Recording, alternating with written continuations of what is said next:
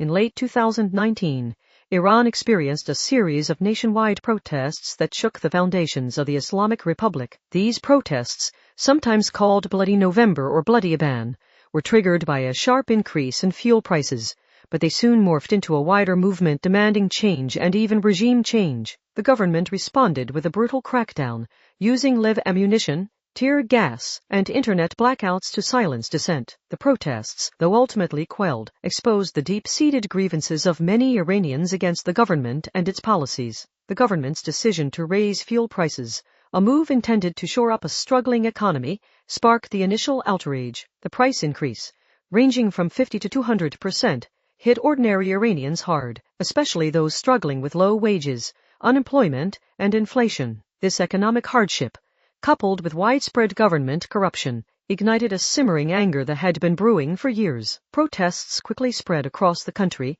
fueled by social media despite the government's efforts to restrict internet access. Videos of protesters facing off against security forces circulated online, documenting the government's brutal response. The government shut down the internet for a week, the longest total internet shutdown in a large country, further fueling anger and frustration among the population. The protests were met with a ferocious crackdown. Security forces fired on protesters, killing hundreds, according to human rights organizations. They also arrested thousands, many of whom were tortured or disappeared. The government's heavy-handed response further alienated the population and solidified the image of a regime that was willing to use extreme measures to maintain power. The protests had a lasting impact. The government eventually reversed some of the economic policies that had triggered the unrest, but the deep-seated grievances of many Iranians remained. These protests highlighted the deep divisions within Iranian society and the growing discontent with the government's policies. They also demonstrated the regime's willingness to use extreme violence